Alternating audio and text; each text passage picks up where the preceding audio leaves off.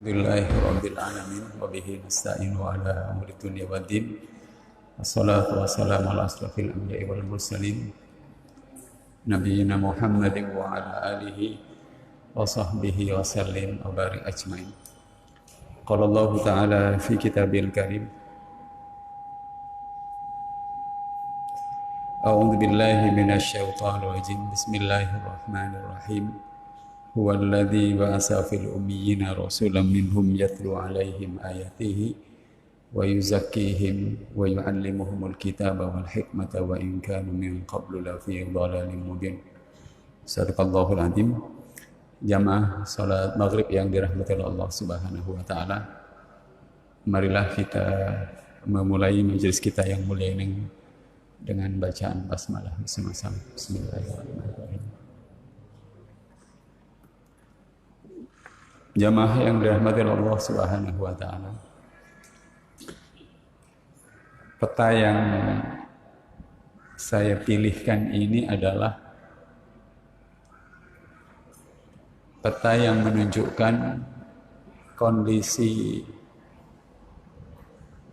dunia waktu Islam pertama kali didakwahkan oleh Rasulullah atau bahkan sebelum itu. Yang merah itu adalah Persia, berada di sebelah timur. Kemudian yang oranye itu adalah kekuatan yang berada di barat, kekuatan Bizantium, Romawi. Jadi dunia waktu itu di tahun atau di abad ke-6 Masehi, 600-an Masehi, itu adalah dunia yang dikuasai oleh dua kekuatan besar itu. Jangan tanya Eropa, jangan tanya Amerika, jangan tanya Asia, jangan tanya Afrika. Ya, pusatnya dunia waktu itu di situ. Jamaah. Lalu kemudian yang hijau itu adalah Habasyah. Saya sengaja ingin mengajak hadirin untuk melihat peta ini agar kita itu bisa merenungkan betul. Jangankan sampai keseluruhan ajaran Islam yang mulai dari syahadat sampai haji. Anak-anak kecil saya tadi masuk ke sini, kita atur saja sudah merepotkan. Apalagi ngatur urusan manusia itu dari urusan yang A sampai Z, dan harus melewati dunia seperti itu dan bisa sampai ke Indonesia. Jadi kita bisa membayangkan manusia yang berjuang menyebarkan Islam ini adalah benar-benar Allah pilihkan. Tidak hanya Rasulullah, tetapi orang-orang yang menyertai beliau itu adalah orang-orang yang memang dipilih oleh Rasulullah untuk kuat memikul perjuangan itu. Di sebelah kanan itu sengaja saya kutipkan apa sisi positif bangsa Arab. Mungkin Bapak Ibu rahmatullah berpikir, kenapa sih Islam tidak diturunkan di Indonesia? Kita bisa mengira-ngira jawabannya. Kayaknya kalau diturunkan di Indonesia itu nggak kuat bangsa ini memikul perjuangan. Karena negeri ini terlalu enak. Semuanya serba ada. Kalau dunia itu kita buka dan kita bandingkan kondisi geografisnya, maka kesimpulan kita adalah dunia yang kering kerontang, yang minim sumber daya, adalah dunia yang paling memungkinkan manusianya itu untuk memikul tugas perjuangan itu. Tidak usah jauh-jauh. Kalau mahasiswa itu berasal dari keluarga yang prihatin, biasa kerja keras, walaupun ekonominya juga tidak baik-baik banget. Begitu dia dikuliahkan, dibandingkan dengan mahasiswa yang serba cukup orang tuanya, hidupnya serba manja, menjalani studinya saja sudah beda. Arab itu disebut-sebut oleh para ahli adalah mereka dikenal sebagai bangsa yang jujur dalam perkataan, walaupun jahiliyahnya ada. Yang kedua, mereka sangat menghormati tamu. Saking hormatnya tamu, waktu Utsman bin Affan diutus oleh Rasulullah SAW dalam saat-saat menjelang perjanjian Hudaybiyah, beliau masuk ke dalam kota Mekah, padahal orang-orang Mekah itu sudah bersiap-siap untuk membunuh dan menghabisi Rasulullah. Tapi karena mereka diutus, Utsman bin Affan diutus, maka itu dihargai. Kemudian mereka itu adalah orang-orang yang selalu menepati janji dan tidak pernah mengingkarinya. Waktu perjanjian Hudaybiyah, di antara poin perjanjian Hudaybiyah itu adalah bahwa selama 10 tahun tidak boleh saling menyerang. Satu. Nah, ada poin yang kelihatannya merugikan kaum muslimin di Madinah. Kalau ada orang Madinah pindah ke mana? Ke Mekah, maka tidak boleh dikembalikan. Tapi kalau ada orang Mekah masuk ke Madinah, maka dia harus dikembalikan. Akhirnya memang kejadian, ada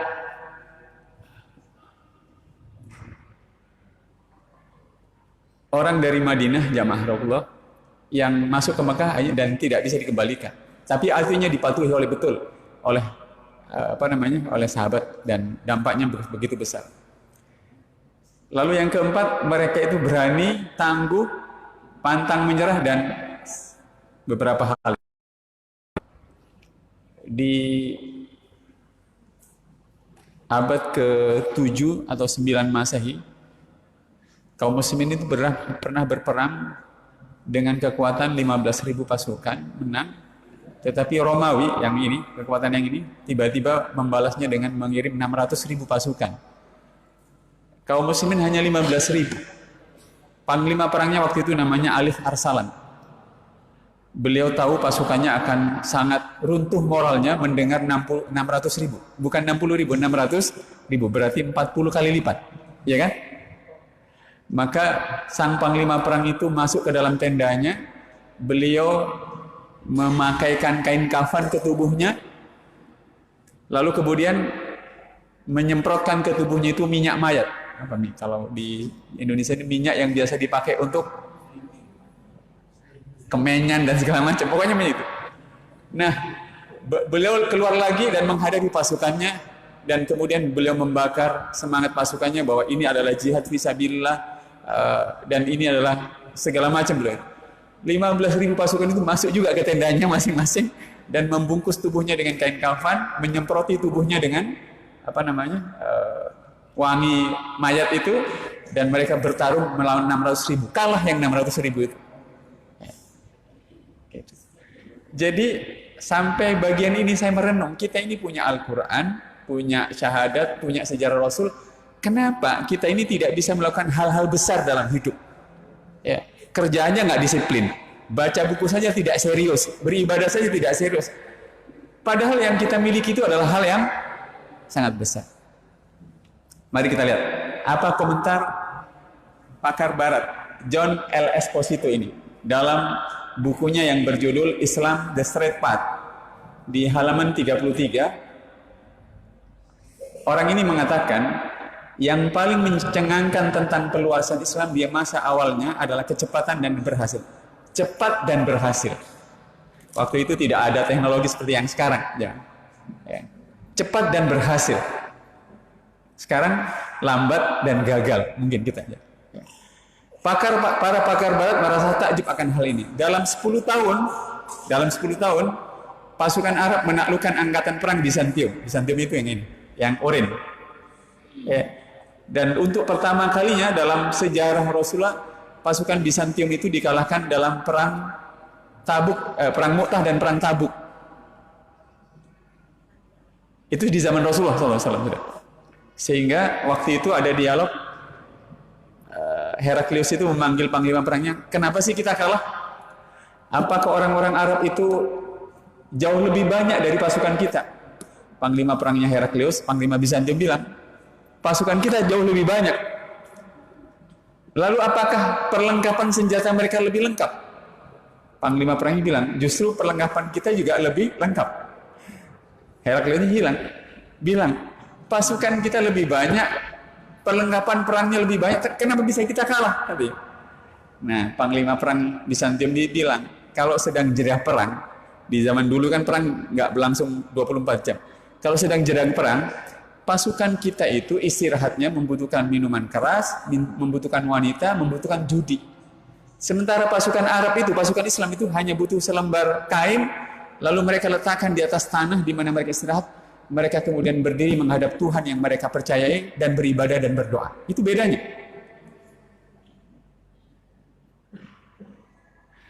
Kemudian menaklukkan empatan Persia. Pertanyaannya, kapan Persia itu ditaklukkan?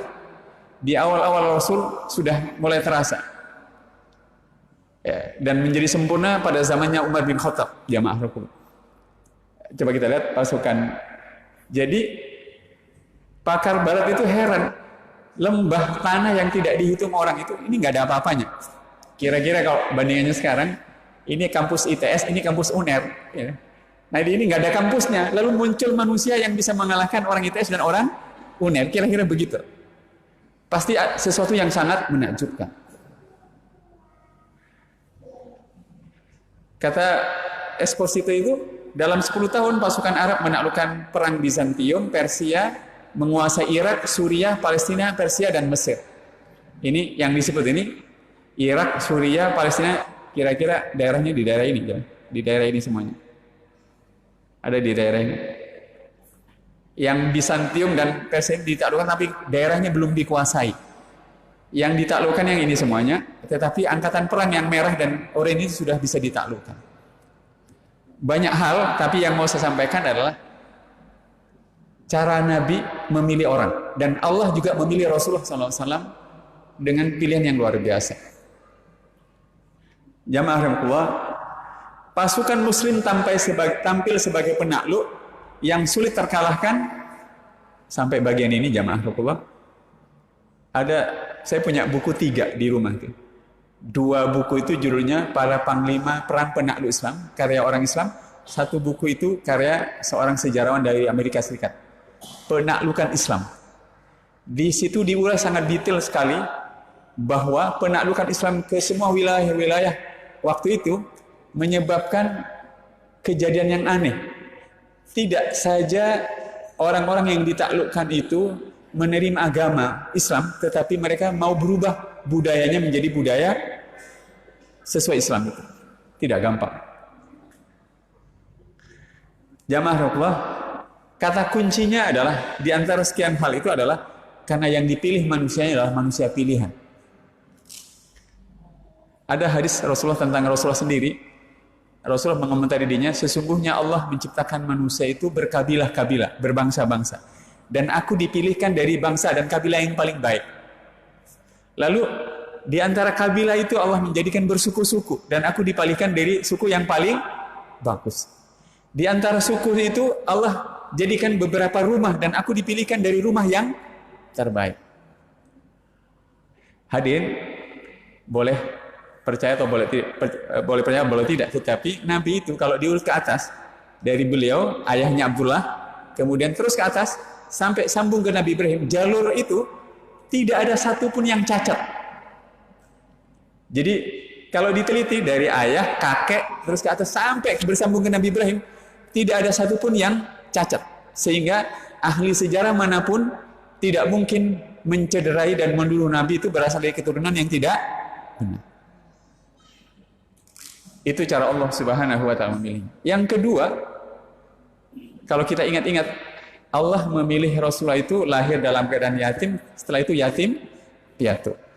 Pada usia sangat muda, masih bayi, itu kebiasaan orang Arab, menyusukan anaknya ke pedalaman.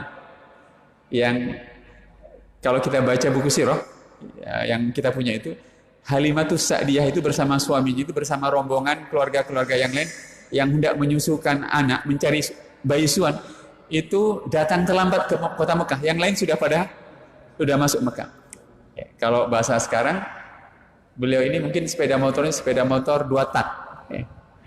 Begitu masuk terlambat, yang beliau temukan adalah bayi Muhammad di rumah, di mana memang sudah tidak ada ayahnya. Kata mereka berdua, bayi ini kalau kita susui nanti siapa yang membayar kita? Nggak ada yang bayar. Lewati saja dulu. Mereka keliling kota Mekah mencari bayi, yang lain-lain sudah dapat bayi untuk disusui, akhirnya Halimah ini nggak dapat bayi sama sekali. Mereka bilang, daripada kita pulang nggak bawa bayi untuk disusui, bawa bayi itu untuk disusui. Sejarah mencatat konon begitu mereka naik ke keledai, kendaraan 2 tak itu, begitu menggendong bayi Rasulullah SAW, keledai itu dianugerahi oleh Allah Subhanahu Wa Taala kemampuan berlari melebihi binatang-binatang yang lain. Mereka sampai ke desanya lebih awal. Boleh dibaca itu. Dan sejak Nabi disusui di daerah Halimatus Sa'diyah itu, kawasan itu tiba-tiba ditakdirkan oleh Allah menjadi daerah yang subur. Beliau mengalami pembelahan dada, ya kan? Kemudian menggembalakan kambing. Pada waktu menggembalakan kambing, namanya anak kecil, masih muda, beliau itu tertarik. Kalau sekarang anak sekarang mau main HP. Waktu itu beliau itu ingin nonton hiburan. Kata beliau kepada temannya, tolong jaga kambing saya mau turun ke Mekah ke bawah, mau nonton. Teman-temannya suka, senang. Begitu beliau turun dan mau nonton, pas mau nonton, ngantuk beliau. Dan sepanjang tontonan berlangsung, beliau itu tidur. Dan baru bangun setelah tontonan selesai. Mirip kita, ya, beda sedikit. Itu terkenal itu. Ya. Jadi Allah benar-benar menjaga betul penyampai risalah terakhir itu sejak dari kecilnya begitu. Kalau kita baca, beliau itu sampai di usia 25 tahun sudah lengkap pengalamannya. Kecilnya begitu, belasan tahun beliau mendamaikan orang-orang Mekah yang berebut Hajar Aswad, pernah mengikuti perang namanya perang Fujar, macam-macam, pernah berdagang. Dan waktu beliau menikahi Khadijah binti Khalid itu, ahli sejarah menyebutkan mahar beliau itu 20 ekor onta merah. Kira-kira kalau dikonversi, 1 ekor onta merah itu mirip sekarang 1 expander. Nah, jadi kalau 20 itu kira-kira besarnya 20 miliar. Di Indonesia yang melamar istri itu seperangkat alat sholat dapat. Dan begitu beliau berusia 35 tahun sampai 40 tahun beliau sudah berhenti berdagang. Selama 5 tahun itu beliau melakukan tahanus menyendiri di Gua Hira, dan di usia 40 tahun beliau diangkat jadi Rasul. Tapi begitu diangkat jadi Rasul, Allah masih perlu memperkuat jiwa Nabi yang terakhir ini dengan mewajibkan sholat malam yang sudah sering kita bahas selama setahun penuh sholat malam. Dan nanti kita akan merasakan jamaah jenengan dan saya itu menghafalkan surat Al-Quran saja susahnya bukan main, ya kan? Ini Islam 30 juz di dalam Al-Quran plus hadis yang banyak itu nyampe ke Indonesia, kebayang tidak? Kalau ranting Muhammadiyah ngirim 10 utusan mengikuti acara, kadang-kadang nyatat nggak? Berebut dan minta berbagi catatan, nggak ada yang catat, ya. Bagaimana Al-Quran dengan 30 juz dan hadis-hadis yang dibukukan itu sampai ke negeri ini dengan cara yang sangat luar biasa. Ya. Jamaah yang dirahmati Allah Subhanahu Wa Taala. Sekedar review saja. Konon di Madinah, di Mekah, mahasiswa yang datang dari negara Islam yang paling kuat hafalannya itu adalah mahasiswa yang datang dari negeri Mauritania di Afrika kalau nggak salah itu. Jadi cara mereka belajar itu, anak-anak kecil kayak tadi itu, kalau belajar Al-Quran menghafal, mereka bukan belajar di gedung. Guru-gurunya itu ada di tengah padang pasir. Mereka membawa kalau kita dulu tahun 7 bulan yang ditulis pakai sabak. Nah, mereka bawa masuk ke situ ke hadapan gurunya. Kalau hari itu gurunya hendak meminta murid-muridnya mengajarkan menghafal surat Qul ya ayyuhal kafirun, maka gurunya itu membaca Qul ya ayyuhal kafirun dulu. Lalu murid-murid itu mendengarnya setelah dibaca berkali. Setelah itu gurunya mempersilahkan muridnya itu menulis Al-Kafirun dalam itu. Setelah tulisan itu dicek berkali-kali benar, baru disuruh menghafal. Coba bayangkan, bertingkat-tingkat. Dan memang diakui kawan-kawan yang pulang dari Saudi Arabia, kemampuan menghafal orang-orang mahasiswa Mauritania itu sangat menakjubkan. Cara menghafalnya sudah seperti itu. Kalau kita di Indonesia mengandalkan memori, ya 10 giga, 20 giga dan segala macam. Jamaah Rasulullah, oleh karenanya coba kita lihat, bukan hanya Rasulullah SAW yang dipilih secara khusus oleh Allah Subhanahu. Bahkan orang-orang yang dipilih oleh Nabi untuk didakwahi adalah sangat istimewa. Kita sudah pernah bahas. Yang pertama kali masuk Islam adalah Khadijah. Ya. Ini orang-orang yang Abu Bakar siapa sih? Abu Bakar ini adalah orang yang kekayaannya waktu masuk Islam, kalau dirupiahkan oleh ahli sejarah, ada seorang mahasiswa IAIN Sunan Kalijaga Yogyakarta mengkonversi kekayaan Abu Bakar itu menembus angka 94 miliar kalau dikonversi. Ya. Dan beliau menghabiskan uang sekitar 5 ukiah emas, setara 360 juta untuk membeli Bilal bin Rabah. Ya. Waktu beliau sampai di Madinah, kekayaan yang 94 miliar itu tersisa tidak sampai 1 miliar. Uangnya habis digunakan untuk. Dan waktu beliau menjadi khalifah, beliau digaji per bulan, kalau dirupiahkan, gaji beliau per bulan itu sekitar 59 juta. Gaji itu diberikan kepada Abu Bakar karena Umar, begitu satu hari Abu Bakar dilantik jadi khalifah, Abu Bakar itu kedapatan keluar dari pasar Madinah.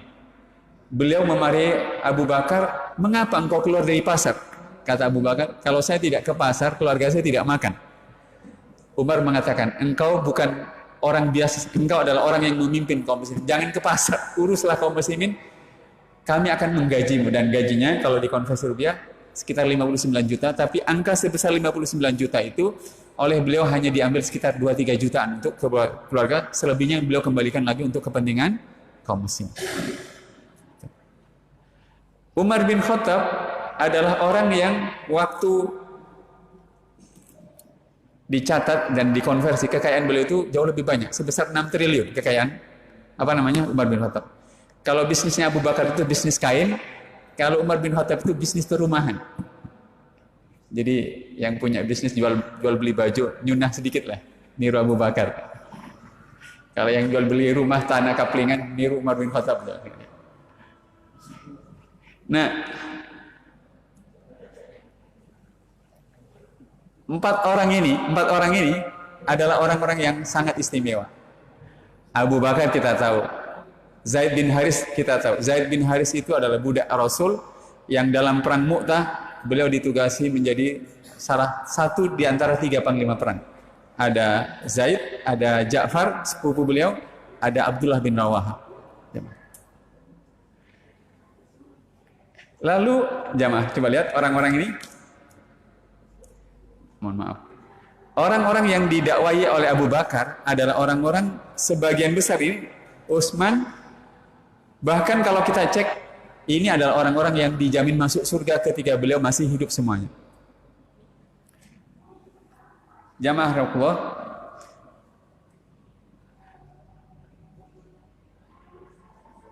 sampai pada bagian ini, apalagi peta ini, ya. Peta yang sedang kita saksikan ini adalah orang-orang pilihan Nabi untuk menyebarkan dan membawa surat ajakan beliau kepada para pemimpin dunia. Ya. Mohon maaf, kita ada di Ranting atau Masjid Mumbah di sini. Di sekitar kita ini banyak perumahan. Kepikir tidak agar dakwah kita ini berhasil, mulai punya proyek-proyek dakwah di mana berbagi pengalaman dakwah di Masjid Al-Ikram ini ke banyak titik yang lain.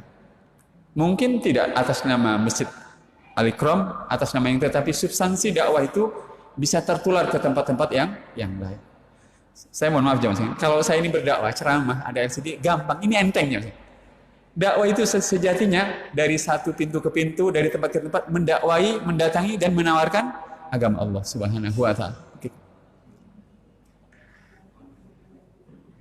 Jamaah yang dirahmati Allah Subhanahu wa taala. Nah, jadi kalau kita mau berhasil, kata kuncinya adalah apakah kita memilih orang yang terbaik untuk membantu syiar-syiar Islam. Kalaulah kita sekarang sudah menjadi takmir, menjadi macam-macam, tugas kita adalah menaikkan kapasitas dan kualitas diri kita hingga ke tingkat yang bagus. Saya kemarin membaca salah satu kitab yang ditulis oleh ulama pejuang kita di awal abad ke-20. Di Indonesia ada Hasyim Asy'ari dan Ahmad Dahlan. Di Mesir ada Muhammad Abduh, Jamaluddin Al-Afghani dan segala macam. Nah, yang menarik ini, para ahli itu ternyata menghitung berapa sih kemampuan membaca Al-Qur'annya Utsman bin Affan. Utsman bin Affan itu jamaah rahmatullah bisa membaca 30 juz khatam seminggu. Itu Utsman bin Affan. Ya. Itu Utsman bin Affan. Jadi kalau Umar bin Khattab itu begini. Kalau Umar bin Khattab itu lewat gang 1, setan pasti melewat gang 2. Itu cirinya Umar bin Khattab. Kalau Utsman bin Affan itu malaikat malu dengan Utsman bin Affan. Masing-masing punya ciri. Jadi Umar bin Khattab itu ditakuti setan, tapi Utsman bin Affan itu malaikat malu. Jangan mau milih yang mana, mau ditakuti setan atau mau malaikat malu, terserah. Tapi itu unik. Nah, hadirin yang dirahmati Allah Subhanahu wa taala. Saya ingin mengajak hadirin sekalian coba renungkan ini aja. Peta yang ini. Nah, ini dia. Peta yang sekian banyak ini di zamannya Umar bin Khattab. Ya. Di zamannya Umar bin Khattab itu jamaah Rasulullah menjadi sangat Islam. Saya ingin ajak jamaah sekalian buat yang menjadi manajer SDM, cobalah renungkan bagaimana Umar bin Khattab memilih panglima perang dan memilih gubernurnya. Ya. Coba kita lihat catatan ini. Pertama, cara Umar memilih pemimpin. Cara Umar memilih gubernur. Ini cara Umar memilih gubernur. Ini catatan ini ada dalam sebuah buku sejarah yang berjudul Umar bin Khattab, karya Dr. Muhammad Ahmad Shalabi, seorang sejarawan dari Sudan. Beliau memilih satu gubernur, ini gubernur ya, yang kuat dan amanah. Itu satu. Yang beliau pilih menjadi gubernur itu diantaranya adalah Amr bin As menjadi gubernur Mesir. Kemudian yang kedua, beliau memilih berdasarkan kriteria apakah pemimpin itu memiliki ilmu kepemimpinan. Kita tidak perlu membahasnya satu-satu, tapi pertama kriteria jemaah. Selama ini kenapa masjid tidak berjalan sebagaimana mestinya, organisasi keagamaan tidak sebagaimana? Karena pemimpin yang kita pilih itu tidak berdasarkan kriteria-kriteria yang unggul.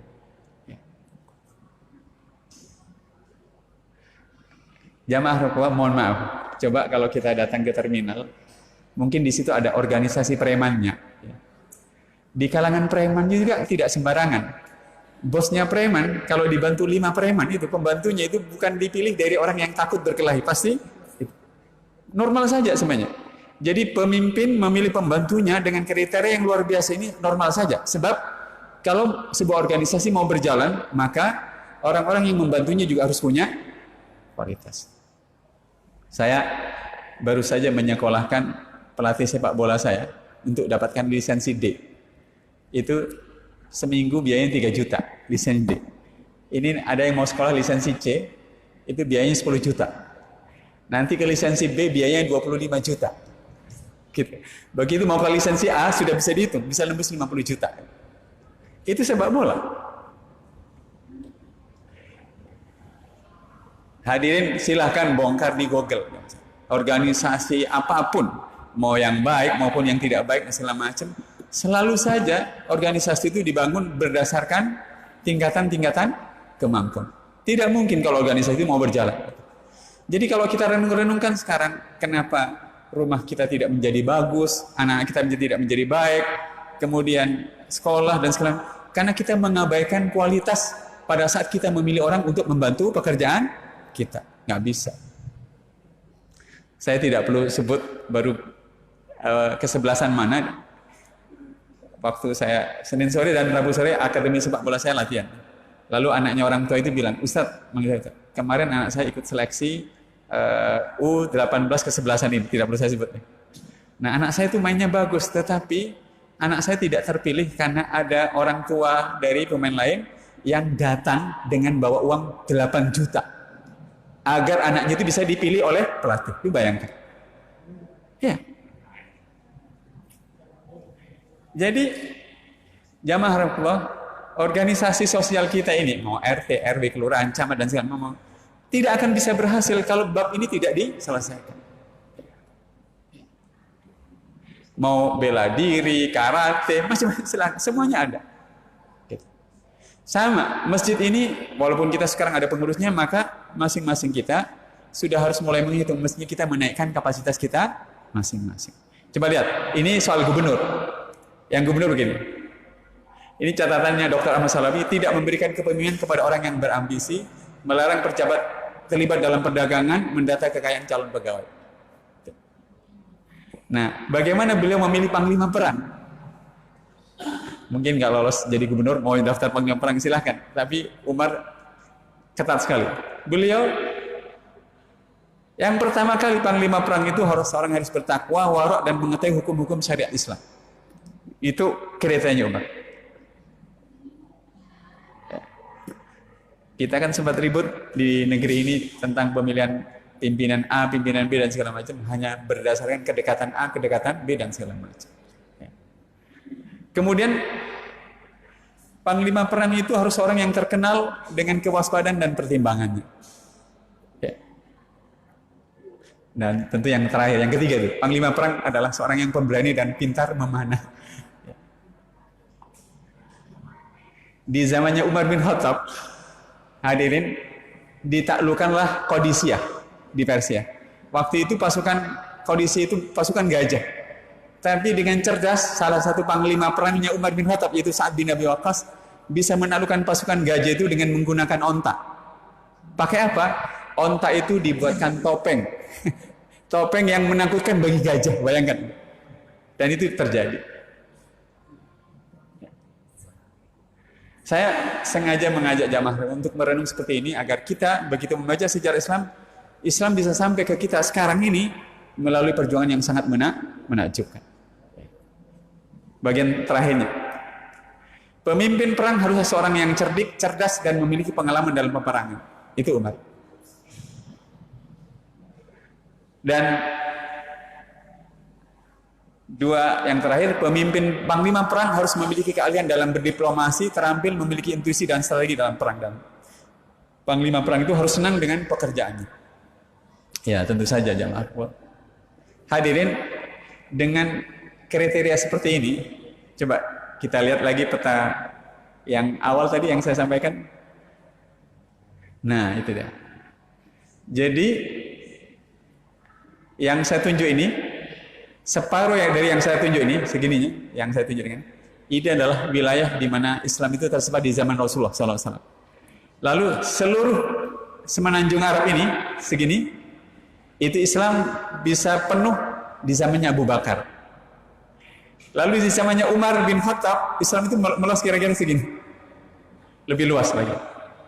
Dan catatan pentingnya, di zamannya Utsman bin Affan, Islam itu bisa menembus ke Cina dan bisa sampai ke Afrika Utara dan naik ke Andalusia, ke bagian ini.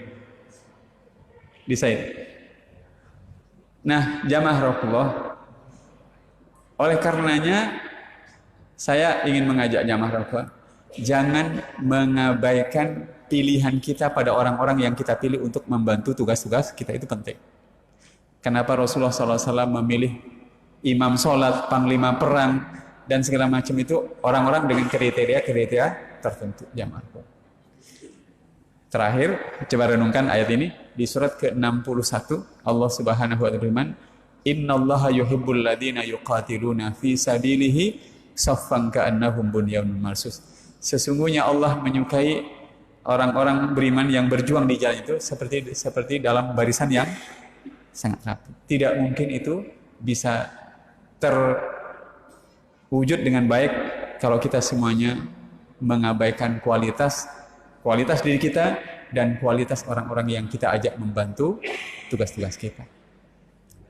Jamaah yang dirahmati Allah Subhanahu wa taala.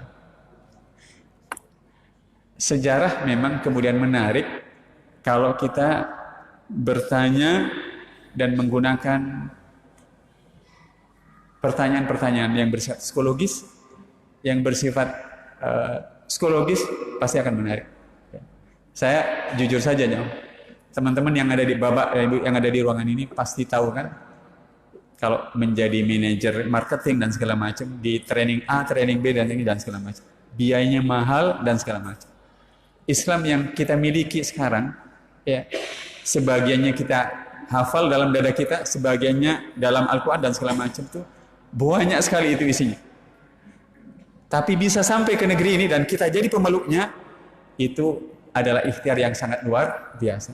Saya ajak kalau membaca salat Allahumma sholli ala Muhammad wa ala ali Muhammad, cobalah renungkan bagaimana kerasnya perjuangan Rasulullah SAW menyampaikan dan mengajarkan agama Allah Subhanahu wa taala, mencetak sahabat-sahabatnya menjadi pejuang-pejuang yang sangat handal.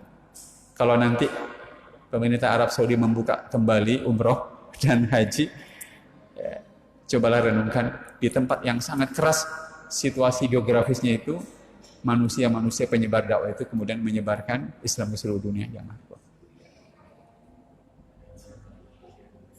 Sudah masuk. Mudah-mudahan bermanfaat. Jamaah Allah, apa yang saya sampaikan. Saya tinggalkan PowerPoint ini di laptop ini, mudah-mudahan jadi bahan renungan berharga dan mudah-mudahan memotivasi kita semuanya untuk menaikkan kualitas diri kita sehingga kita bisa memikul amanah dari Allah Subhanahu wa taala di pundak kita masing-masing. Mari kita sempurnakan dengan berdoa. A'udzubillahi minasyaitonir rajim. Bismillahirrahmanirrahim.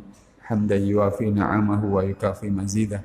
Ya Rabbana lakal hamdu kama yanbaghi li jalali wajhika wa 'azimi sultanik. Allahumma shalli ala Muhammad wa ala ali Muhammad. Rabbana atina min ladunka rahmatan wa hayyi' lana min amrina rasyada. Rabbana afrigh alaina sabra wa tawaffana muslimin. Rabbana hab lana min azwajina wa dhurriyyatina qurrata a'yun waj'alna lil muttaqina imama. Rabbana atina fid dunya hasanah wa fil akhirati hasanah wa qina adzabannar wa qina adzabannar wa qina adzabannar. Subhana rabbika rabbil izzati amma yasifun wa salamun alal mursalin walhamdulillahi rabbil alamin. Subhanakallahumma bihamdika asyhadu an la ilaha illa anta astaghfiruka wa atubu ilaik. Wassalamualaikum warahmatullahi wabarakatuh.